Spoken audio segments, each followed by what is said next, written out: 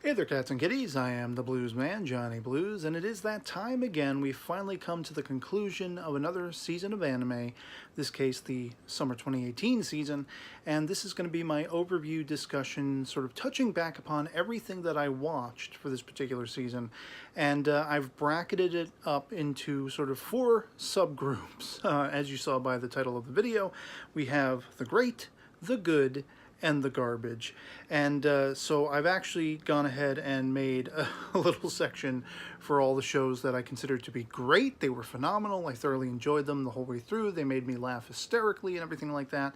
The really good, which is the top tier middle level of the good, portion, which comprises a few different series. The just good, going all the way down to the sort of meh category. And then the garbage. And we are going to be talking about a few series that are also continuing on into the fall season that began in the summer 2018 season, but that are going to be continuing on. And we'll kind of start there for the purposes of this video. Now, all of these little bracketed groups of all the shows that I'm going to be talking about that I watched, I've alphabetized them all. It's not like, best to worst or anything like that, most favorite to least favorite. It's strictly alphabetical, and I'll, share some thoughts on each one as I go along, reading them off my list. For the continuing series that debuted in the summer 2018 season, we have Attack on Titan Season 3, which is phenomenal. It is amazing and great in all the ways, Attack on Titan can possibly be. A lot of revelations thus far in the third season, or at least the first half of the third season. And it's just been spectacular. Every single episode.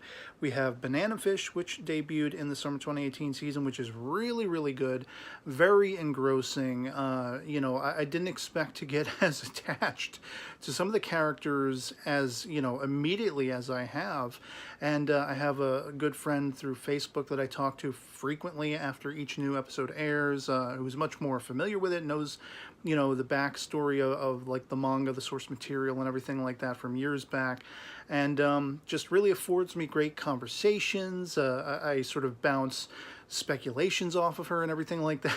It's just a fun time, and it's a really wholly dramatic and like dark series. It has some dark twists and turns, but I can appreciate that in contrast to most of the rest of the stuff that I watch in anime in general. Black Clover comes in third for the continuing. We're 51 episodes in, and if you go back to the very humble beginnings of that series, I had covered it up to like episode 6, and by episode 6 I'm like, okay, this is gonna be around for a while. I don't think I can handle come on every single week and recapping, especially when they only get so far, in a given episode. And I wasn't really resounding over it that early into the run of it. And but over time, I've really begun to enjoy it. I've really started to root for the characters, especially Asta, who was the most annoying thing on Earth to me in the beginning of Black Clover. But it has been impressive to me and enjoyable to me. I've been digging the hell out of it and really rooting for him and his surrounding, Black Bull's characters and everything like that, which is a thorough surprise. Gegege no Kitaro also continues. It's been really good. A lot of engrossing, episodic stories dealing with yokai, the spirit world, and everything like that. And of course, the titular Kitaro is pretty badass, and he's got Daddy Eyeball, his father, always with him, and everything like that. Really good show. And then I've continued watching Waka Okami wa Shogakusei, which is also known as The Mistress, is a grade schooler, the little girl who is in training to take over her grandmother's onsen, and it's a really heartwarming, fun series. She's got her best friend in the onsen, which is the little boy Ghost, who died back when her grandmother was her age and all this stuff. And in the most recent episodes that I've seen, I think it's actually aired ahead of where they are releasing them subbed. So, it's like 2 or 3 episodes beyond that have already aired. They just have yet to be subbed and released.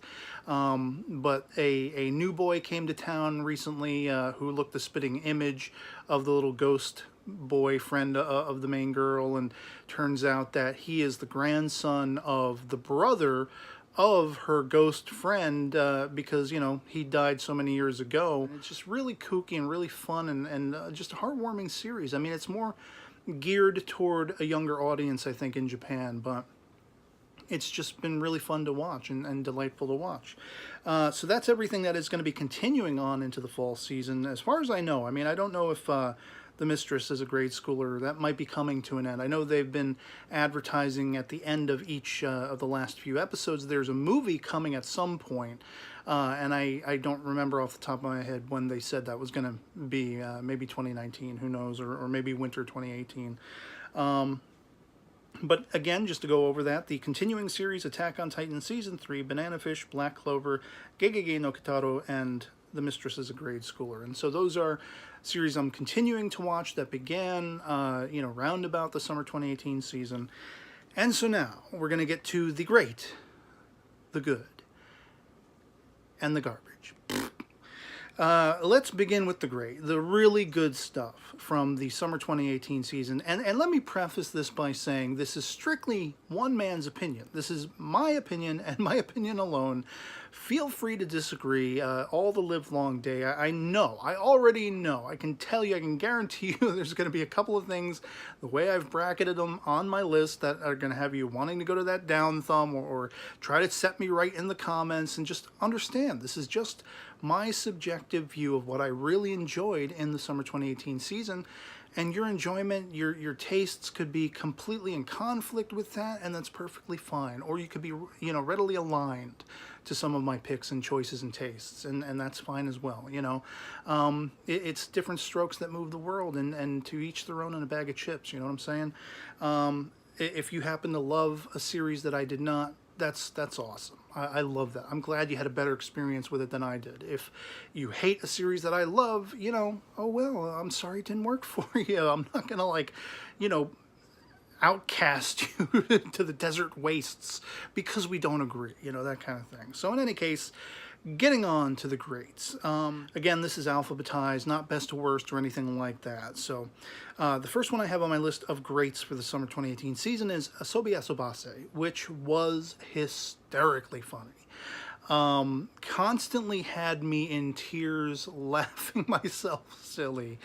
One of the comedic highlights of the summer 2018 season, the main trio of girls in their, pastimers club in school, which saw them getting into a lot of interesting situations and such, as well as their surrounding characters. It was just amazingly funny. Coming in secondly on my greats list was Angle Moi Genko Kasenki. I did a first impressions video of that series, and for the historical backdrop, and yes, there were liberties taken, and I remember in my discussing the first episode, my first impressions on it, some people had said if it gets a little too fantastical, one guy leaps off the island across a lake or something like that onto a boat, and if the main hero can take on an army of guys by himself with just a lone sword, it's going to be seemingly unrealistic and not really something palatable or whatever like that. And I didn't have that qualm at all. I was thoroughly rocked by the first episode and every single subsequent episode up to the finale, and it was just spectacular. I loved it. I think it was one of the unsung sort of underdogs of the season. Next on my list, another comedic highlight every single week, Chio's School Road. This show, until the next one that I'm going to talk about, started really drawing me in. Chio's School Road was up there at the top tier for contender of anime of the season for me. I think there was one 5 or 10 minute segment in one of the episodes that didn't have me laughing so hysterically I was in tears, but all the rest of them, every single one of them, never missed a comedic beat, and there were video game references and everything like that. The main character Chio is a gamer and such, and she would apply some of that gaming logic to her real life, and the reason it's called Chio's School Road is because most of what is happening in the show is literally on her way from her house to her school in the morning. or back home from school in the afternoon. And but every precarious situation, all of the outlandish characters, she impresses upon a yakuza like that she's really not a high school girl, but she's actually one of the toughest, baddest ass gangsters that ever existed. And he buys it, and he actually has a whole new lease on life because of her example that unfolds. He becomes smitten with her, and it's hilarious, hilarious, hilarious. I don't think I laughed as hard, even with the Asobi Asobase, which was hilarious as well. I think I laughed just that much harder watching Chio's School Road. And as I say, it was for a long time, really primped at the top to potentially take the best anime of the season, sort of title. That is, until I got into the anime High Score Girl. This one is definitely the closest approximation for an anime of the season for my own personal tastes and the experience that I had watching it through the interpersonal interconnectivity of the characterization, the main characters Haruo and Ono and Koharu and everything like that, sort of love triangle that develops, all of the nostalgia going back to the late 80s, early 90s, video gaming and arcade gaming movement between arcades and console gaming. A lot of old greats like Mortal Kombat, Street Fighter 2, and things like that, Final Fight, and all these things, not only were they referenced in the anime, but they actually showed footage of gameplay of all those classic games, and things like Final Fantasy got a passing reference, because as the title suggests, High Score Girl, you're dealing with not one but two female characters who are tried and true gamers, thoroughbred gamers, of the highest, accord, and the kind of romance that blossoms between them, and sort of the more focused upon main character, arguably Haruo himself, who is a gamer and just obsessed with games and everything. And the series, it could take a bit of a hit, a bit of a demotion from, best of the season, because of its ending leaving off in a pseudo cliffhanger, but it was just one of a few series that I watched in the summer 2018 season that did end that way, with the promise it had already been announced that further episodes would come down the line. In the case of High Score Girl, I think it'll be early 2019 that we'll see the sort of, continuation through OVAs, and there are a few others that, did that, that there's going to be subsequent OVAs or special episodes, that it wasn't all said and done, even though it was the end of the first season, tentatively.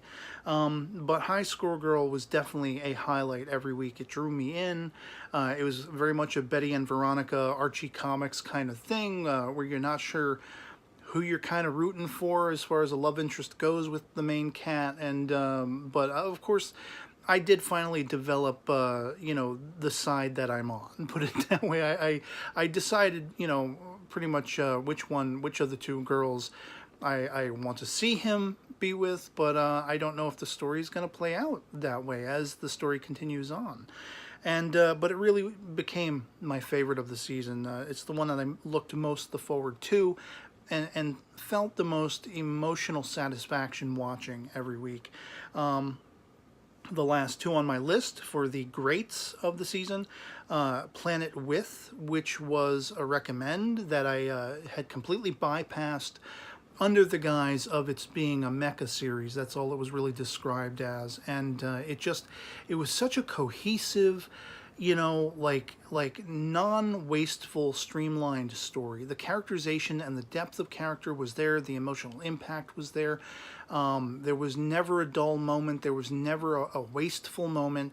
It was just so, streamlined and awesome. The action elements, the emotional elements, the characterization, all of that connectivity, and the sci-fi sort of setting. Yes, there were mechs, but it wasn't sort of done in a Gundam style or the more typical typified, mech genre.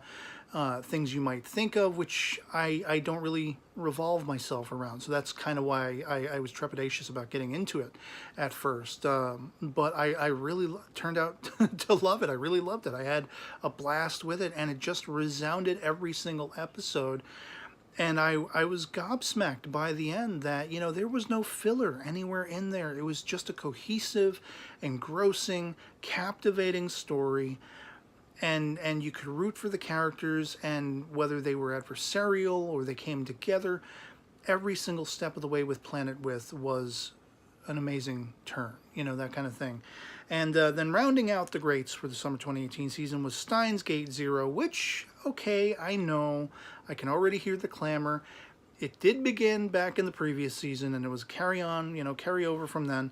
But this show was gangbusters every step of the way. I see complaints all over my anime list in the forums talking about how it wasn't as good as the visual novel and this, that, and the other thing. It wasn't as good as the original and all this stuff. And there are a few people, though, that echo my sentiments that, this is like one of the best things I've ever seen in my life. Best experiences watching an anime. That twist of nostalgia from all of the previous iterations of Steins Gate and everything like that.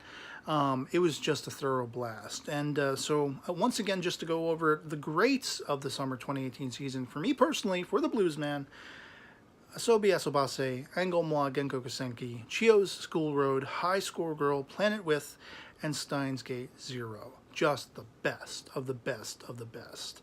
And so that'll bring us to my bracket for the really good, the top tier in the good, the second sort of qualification of things for the season. And I have 4 listings. One is Backstreet Girls Goku Dolls, which was another really hysterically funny anime.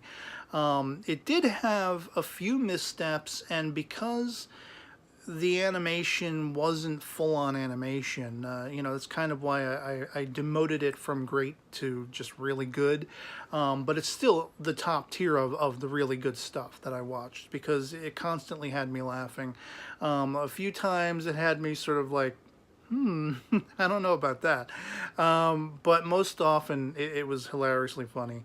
Following that, in the really good bracket, is Hanebado, which I had a lot of trouble watching. The characterization and depth of character was almost non-existent. For the first 2 episodes, you're following one of the main 2 characters, Aragaki, and just she's not very likable at all. She's kind of a bitch, and it's like you can't really warm or sympathize with her at all until the very end of the 2nd episode. And at that point I was just like, this is going to be a trial. This is going to take some effort to watch this show every week. And that thoroughly proved to be true, because you had the other main character who was like a psycho bitch savant at the game of badminton and everything, and just was dismissive and hateful and scornful to her friends and her fellow teammates, and just highly unlikable. And then there were a couple of odd editing missteps and direction missteps where they tried to sort of play what was otherwise a more dramatic sort of sports anime and very sort of straight depiction of that.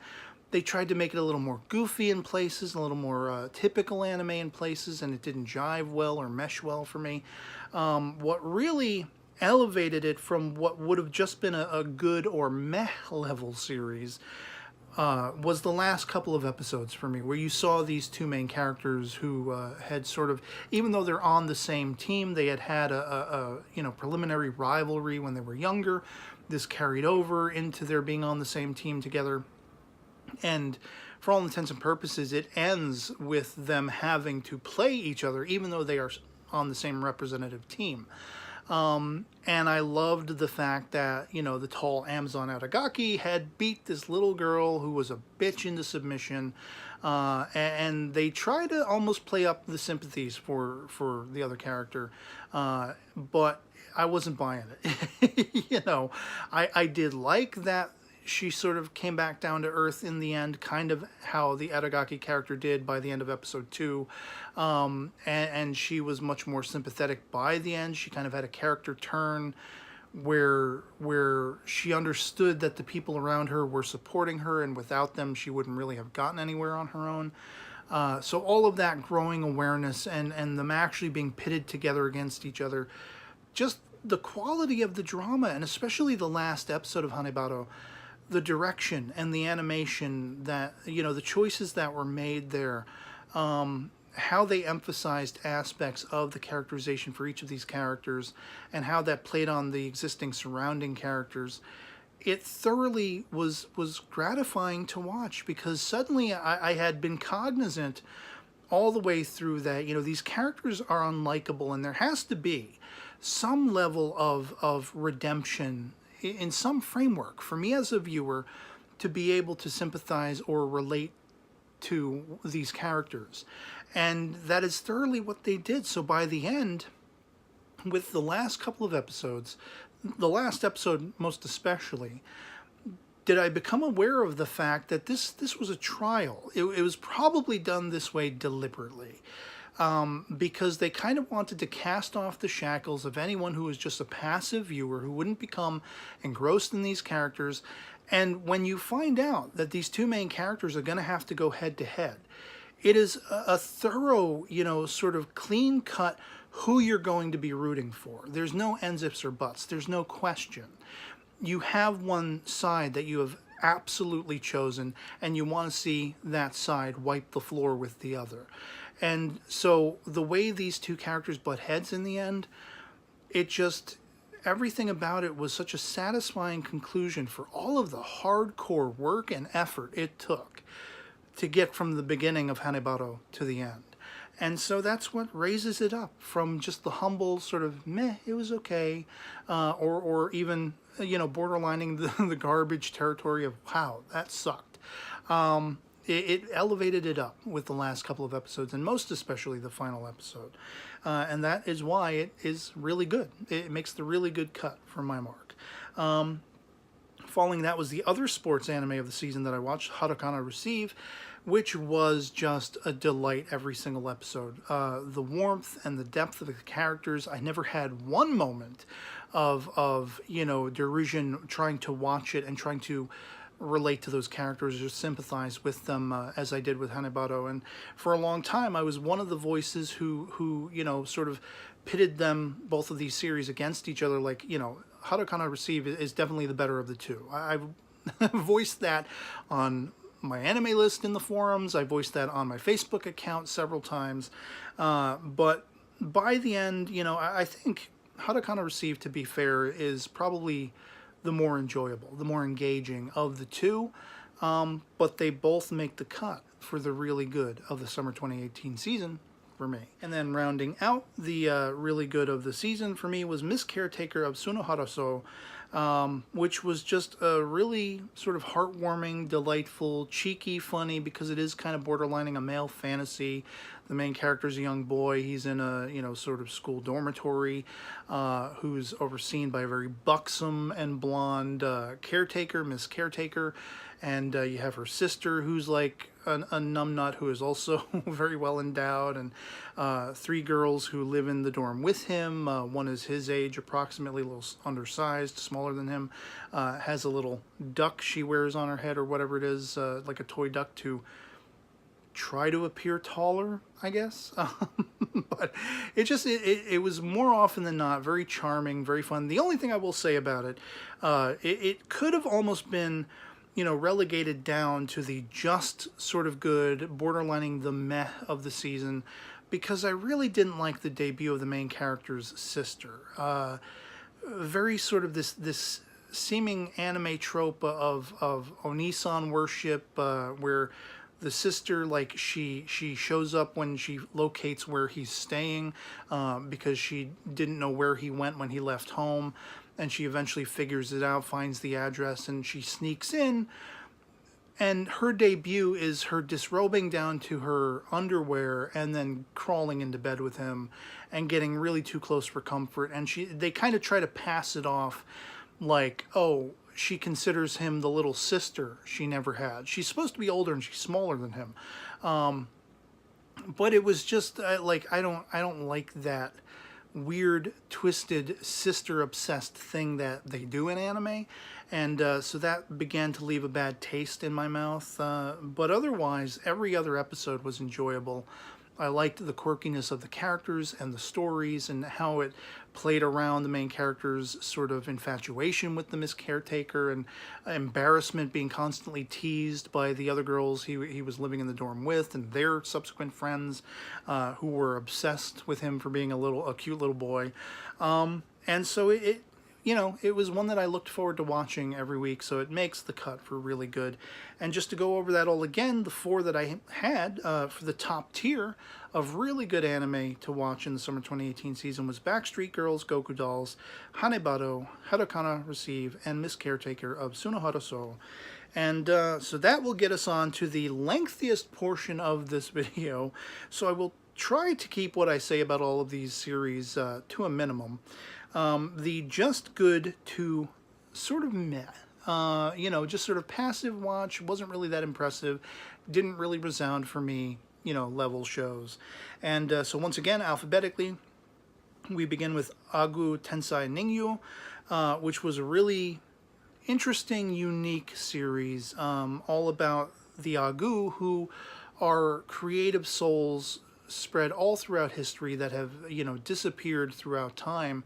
And their souls have been encapsulated into these little sort of humanoid forms. And so there are these sort of supernatural overseers called tailors who can sew the souls of these creative people, these little personifications, into you to make you more powerful in whatever innate talent it is you have, or a talent you completely do not possess.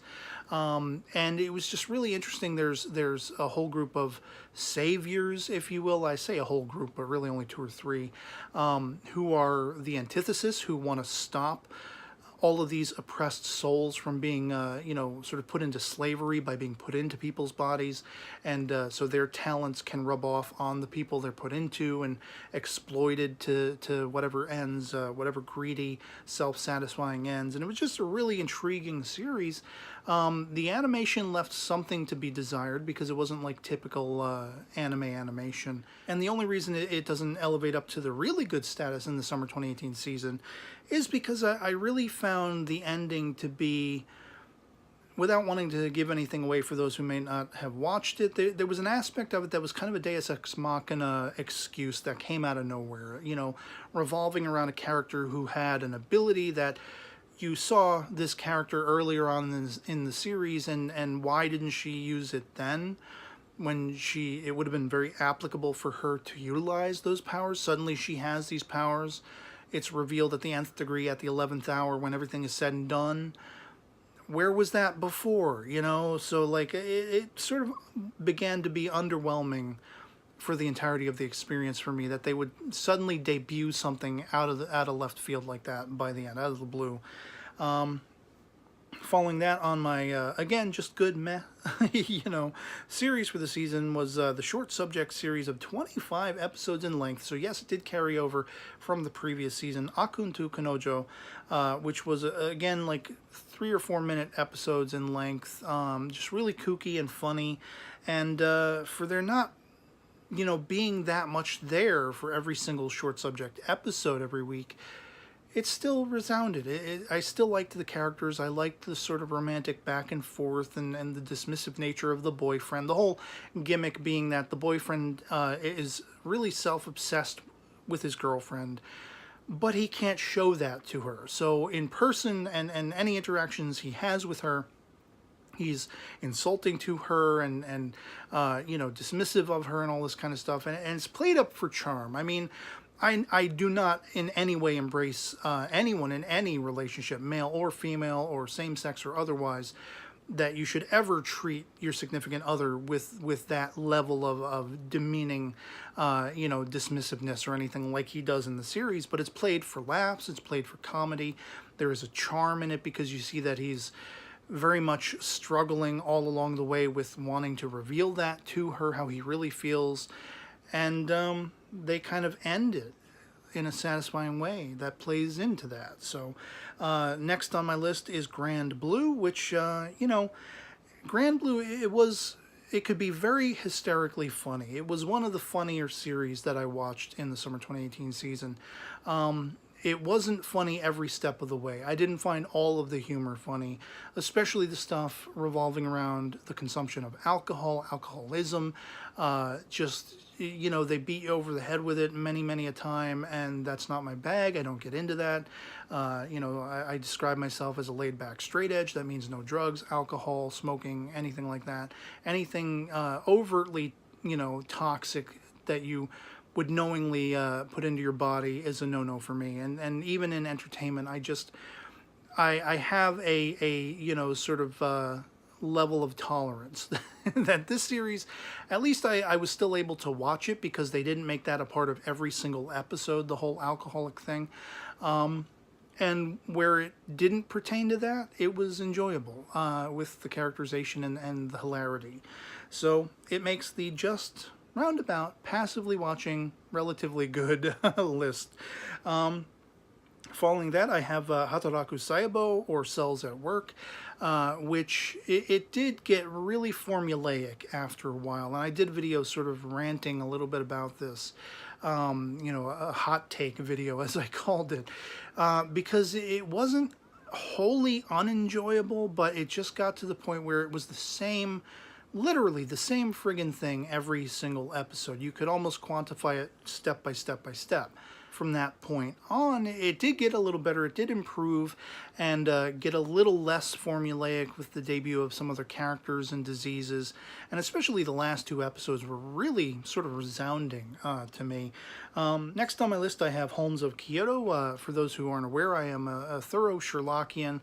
I've read a lot of the Sherlock Holmes canon a few times over and seen a lot of the movies and you know, stories written by other authors and things like that. And so this was right up my alley as a sort of passive watch every week. It never got overtly resounding. I did make a few posts over on my Facebook account about it and things I thought about it, references to the Holmes canon that I found interesting, you know, whether it be actual literary references that were put in there or, you know, like the backdrop of the titular character's sort of bedroom looking very much akin to the rooms you envision in your mind when you read the canon, or as you would see in some of the teleplays and things like that. Very characteristic of those things. And it did have a little bit of an underwhelming ending, I will say. But most of it, you know, it felt like it was overly condensed and a little rushed in places. So that's why it doesn't make the really good, you know, bracket that I have. Falling on from there, I have How Not to Summon a Demon Lord, which was actually really highly enjoyable. But again, it was one of those things where while it did have its really hysterically funny moments, it wasn't consistently funny for me. It did have a few dips and poor choices in the direction, I thought, in the pacing. And the ending was not entirely resounding, not entirely unsatisfying or dissatisfying, but, you know, I couldn't elevate it up to the really good and certainly not the greats of the season. It was thoroughly enjoyable, plenty of fan service. I mean, just tons of it, you know, and even that's a little bit why it didn't make you know, the really good listing for me, because I can only take so much of the fan servicey stuff. Sometimes they go over the top, and this series definitely did in more ways than one, and sometimes it was cringeworthy. So, you know, that's why it's just sort of in that, straddling that line of good, sort of, you know, a little bit meh in places. Falling on from there, I have another series that carried over from the previous season, Kakaryo no Yaramishi, dealing with, you know, the yokai world, the hidden realm and things of that nature. And just, it was really a heartwarming series. Again, it was one that was, it felt rushed in places. It felt like there was some poor direction and pacing in places. I was surprised, frankly, whereas in the early going, I didn't know if I'd want to stick with it. I was surprised that there was enough going on in it that led me to want to stick with it after all. So, falling on from there, in my good to meh sort of listing, is Persona 5, the animation, which would have gotten up to the really good tier were it not for the ending and the lack of resolution, but it also coincided with it being announced that further episodes would come toward the winter time, I believe. And so the story is not over. There will be a conclusion yet to come and everything. And it was yet another example, which is why it didn't get up to the really good sort of bracketing, where the pacing was an issue sometimes, the direction was an issue sometimes, the rushed aspect and feeling of the story. It felt like if they had maybe made this 25 episode series in length, they could have maybe covered every nook and cranny of the story, that kind of thing.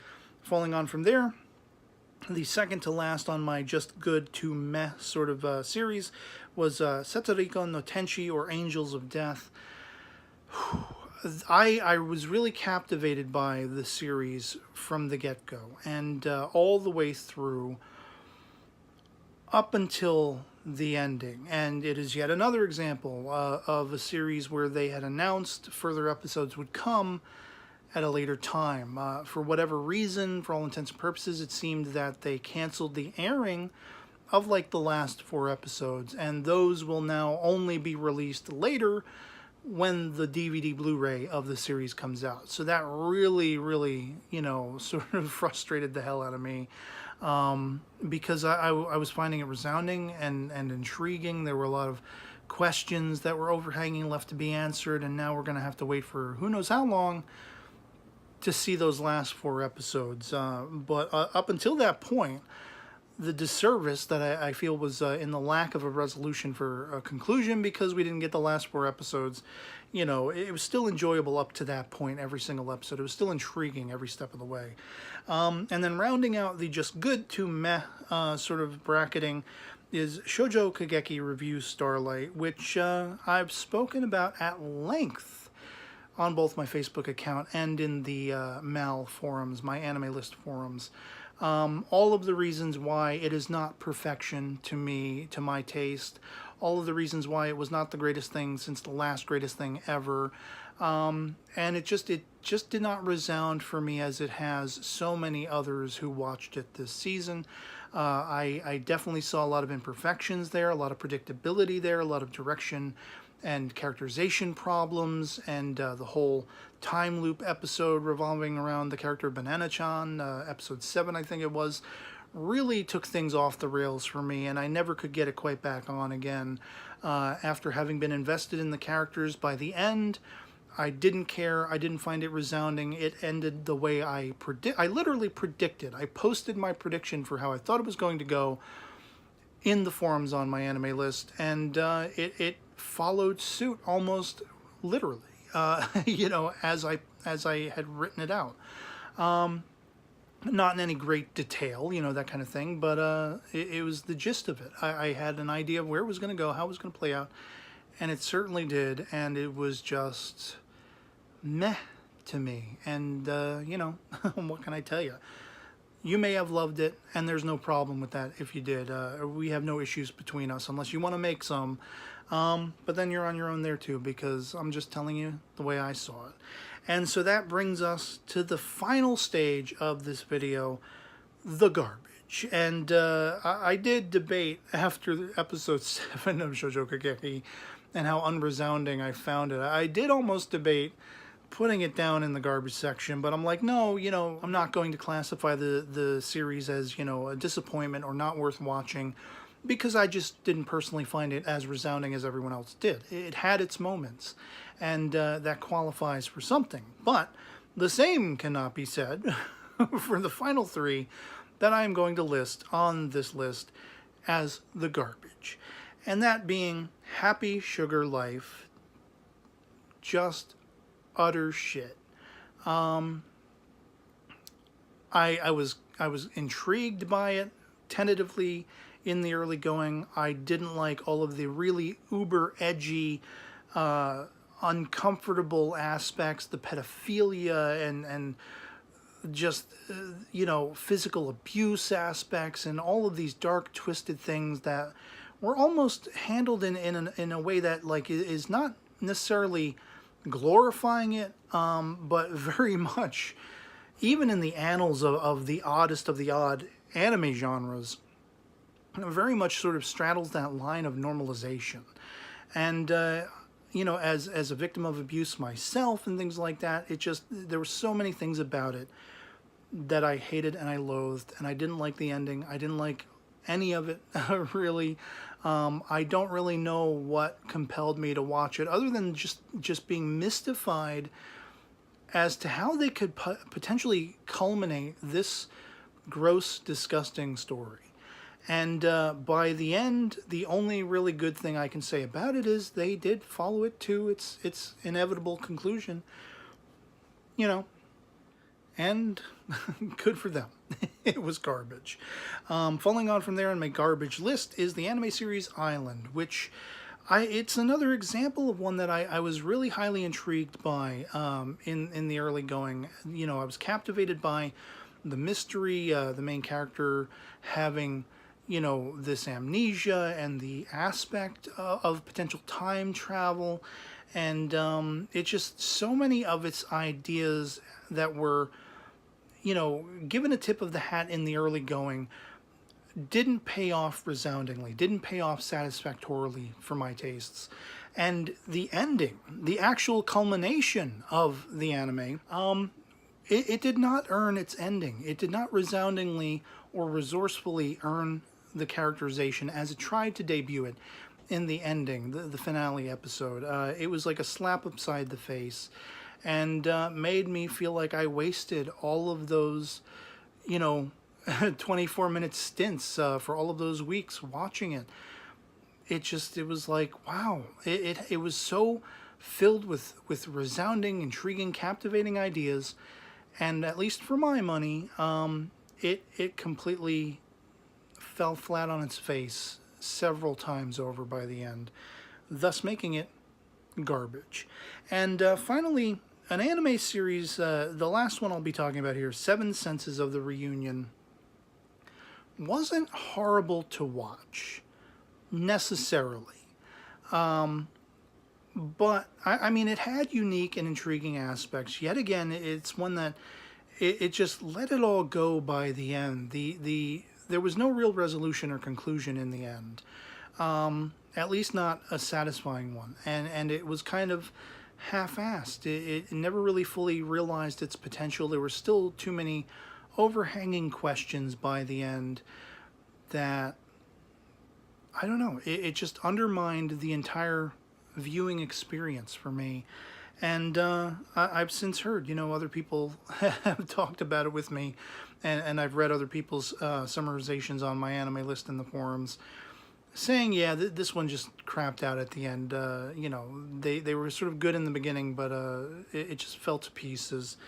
And so just to go over those again, the last two brackets, the good to meh sort of level and the garbage, all of those last ones that I mentioned were Agu, Tensai Ningyu, Akun to Kanojo, Grand Blue, Hataraku Saibo or Cells at Work, Holmes of Kyoto, How Not to Summon a Demon Lord, Kakaryo no Yaramishi, Persona 5 the Animation, Phantom in the Twilight, Satsuriko no Tenshi or Angels of Death, Shoujo Kageki Review Starlight, and then the garbage, Happy Sugar Life Island, and Seven Senses of the Reunion. And with that, with all of that, we finally reach the end of my summarization of the summer 2018 anime season. Again, one man's opinion, my own particular taste, and everything that I watched, and I watched quite a bit, as you could tell. The great, the good, the garbage, as I saw it.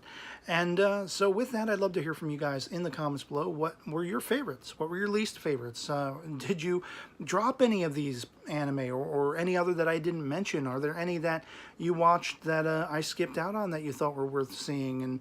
And all of those things. And I would also like to ask at this point, if you enjoyed this video and you would like to see content like this in the future, to please consider going and looking in the description at my PayPal contributions link, which will also be in the comments below, to maybe throw some support my way so I can have some longevity on YouTube. I've been at this game for a while, and every step of the way I've never monetized, and there's been a lot of trouble on YouTube hereabouts with, copyright strikes and channel takedowns and demonetizations and everything like that. It's all a grand headache.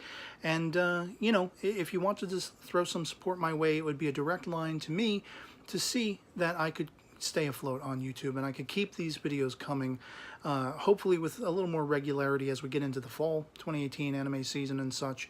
And, you know, anything you would consider throwing my way would be very much appreciated and would be 2 thumbs up for me.